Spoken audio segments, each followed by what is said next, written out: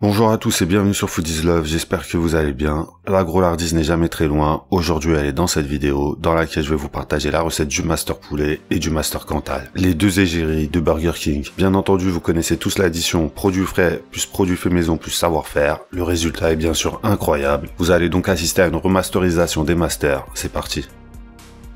Si vous n'avez pas encore été présenté avec ces deux burgers, sachez que l'on aura affaire à un burger au poulet croustillant et un autre au bœuf haché. Concernant la viande justement, la législation du Groenland nous impose des portions d'au minimum 150 grammes, donc les mangeurs de steak de 90 grammes et autres dizaines, attention au contrôle fiscal. Chacun de ces burgers possède sa propre sauce, mais avec une base identique qu'on va préparer tout de suite. La base sera une mayonnaise maison, pour laquelle on aura besoin d'un grand verre, dans lequel on va casser un œuf. On ajoutera ensuite une généreuse pincée de sel et une généreuse pincée de poivre, une cuillère à soupe de jus de citron, une cuillère à café de moutarde, que vous pouvez remplacer par une cuillère à café de Réfort. Ensuite on ajoutera une petite gousse d'ail râpé, une demi si c'est une grosse gousse. Maintenant on va ajouter une cuillère à soupe d'huile végétale, comme de l'huile de tournesol, de l'huile de colza ou de l'huile d'avocat, et on commence à émulsionner avec le mixeur plongeant. On commence à faire monter la sauce, et au bout d'une dizaine de secondes, on va ajouter de l'huile en continu jusqu'à obtenir la texture parfaite. Vous pouvez aussi bien sûr utiliser un bol et un fouet. Logiquement, la texture parfaite, c'est quand le verre commence à bouger tout seul. La sauce mère est maintenant réalisée, sauce qu'on va diviser parfaitement en deux, une moitié pour en faire la sauce du Cantal et une autre moitié pour en faire la sauce du poulet.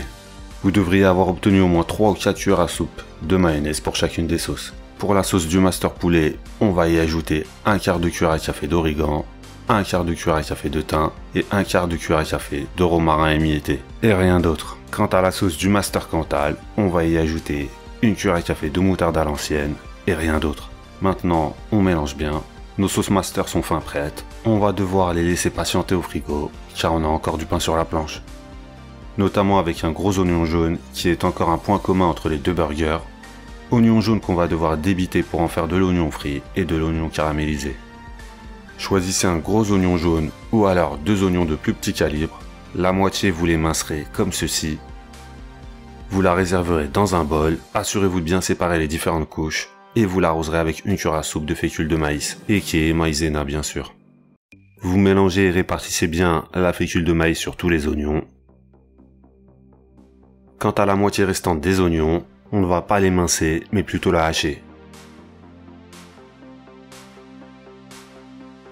Oignons hachés qu'on va caraméliser, en commençant par faire fondre 15 g de beurre dans une poêle chauffée à feu doux moyen.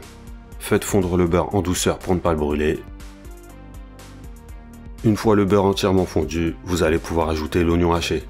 On va faire colorer et faire fondre à leur tour nos oignons tranquillement dans le beurre.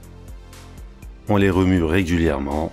À ce moment-là, on peut augmenter légèrement le feu. Les assaisonner avec une généreuse pincée de sel et une cuillère à café de sucre de canne.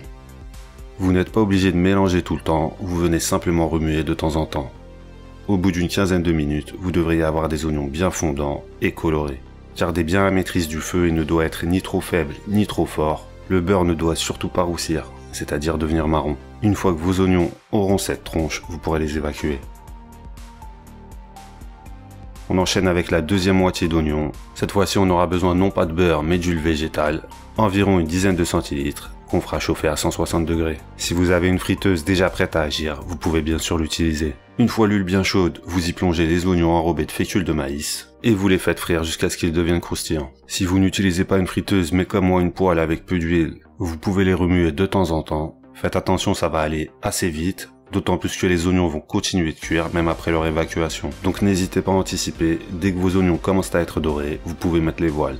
Chapitre sauce terminé, chapitre oignon terminé. On va maintenant attaquer le chapitre poulet croustillant. Et là je vais vous partager une pépite. Vous allez avoir besoin d'une assiette avec de la farine, une assiette creuse et confortable. Dans une deuxième assiette, vous allez casser 2 œufs. 2 œufs qu'il va falloir fouetter pour pouvoir les mélanger plus facilement avec ce qui va suivre.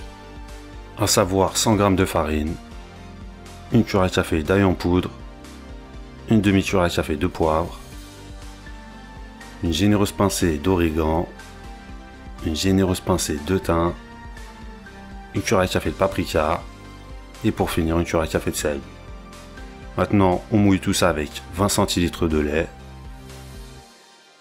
et on mélange pour obtenir une pâte très liquide Les grumeaux sont la bienvenue, donc ne vous éreintez pas à essayer de la rendre la plus lisse possible. Le costume sur mesure est prêt, le mannequin va pouvoir venir passer à l'habillage. Un mannequin d'au moins 150 grammes et avec une épaisseur d'environ 2 cm maximum. Si vous avez un morceau plus épais, vous pouvez l'attendrir un peu avec un marteau ou avec un rouleau pâtissier pour réduire un peu son épaisseur. On commence par lui mettre des sous-vêtements, ensuite on secoue pour retirer l'excès de sous-vêtements et on le plonge dans le costume. On secoue pour retirer l'excès de costume. Et on lui rajoute quelques sous-vêtements. Bon, j'arrête. On le replonge dans la farine. Et une fois le poulet enfariné de nouveau, il est maintenant fin prêt pour la cuisson. Mais avant ça, on va s'amuser à faire un deuxième passage. Parce que ce qu'on veut, c'est un poulet avec une combinaison ultra croustillante.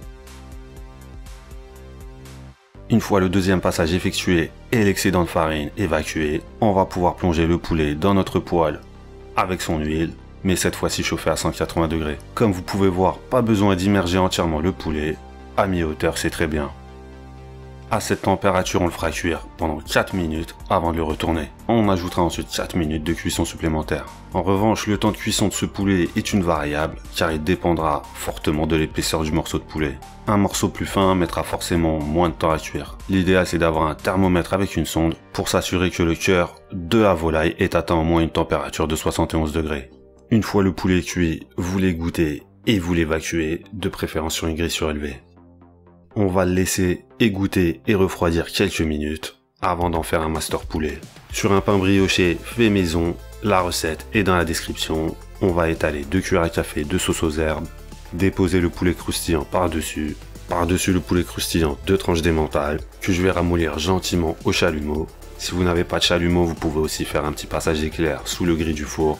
On peut aussi utiliser une poêle anti-adhésif pour faire fondre le fromage, ça marche très bien.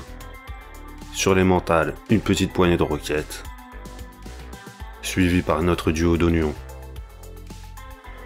On termine avec de la sauce sur le pain du haut. Et notre master poulet est prêt à défiler. Petit détail que je n'ai pas mentionné, vous pouvez bien sûr toaster vos pains briochés avec un peu de beurre dans une poêle. Quelques minutes, juste le temps de créer une belle croûte, comme celle-ci. Ce pain-là, on le réserve pour le master Cantal. Et justement, en ce qui concerne le Cantal, essayez d'opter pour un vieux Cantal ou un entre-deux. On essaiera si possible d'éviter un jeune Cantal ou un Cantal râpé. Pourquoi? Pour le plaisir. Et là encore, la législation grolardienne ne plaisante pas avec les quotas de fromage. C'est 2 tranches épaisses minimum. Si vous ne respectez pas le quota et que vous vous faites prendre, vous encourez une peine minimum de 2 mois de flunch. La question sensible du fromage est maintenant réglée. On va faire chauffer une poêle à feu vif, 200 degrés au contact, pour y faire cuire un steak de bœuf de 150 grammes, avec au moins 15% de matière grasse. Entre 1 et 2 minutes avant de le retourner en fonction des goûts, saignant, à point ou bien cuit. Avant de le retourner, vous l'assaisonnerez avec du sel. Une fois retourné, vous l'assaisonnerez avec du poivre. Et vous le coifferez avec les tranches de Cantal. Ensuite, vous allez créer de la vapeur avec 2 ou 3 cuillères à soupe d'eau, que vous allez tenter de retenir grâce à un couvercle. La vapeur va bien sûr faire fondre le fromage, mais également garder le steak bien tendre et bien juteux. 1 minute avec le couvercle devrait suffire avant de couper le feu et d'évacuer le steak. Maintenant, je vais laisser les images parler et la mettre un peu en veilleuse.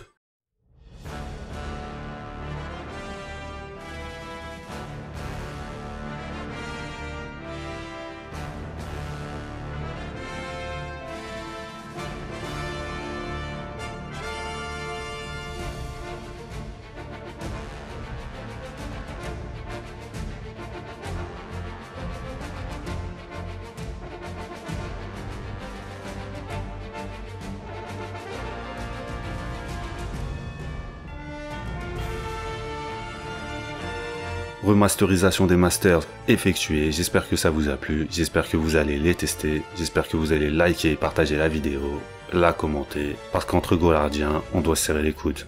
Ciao.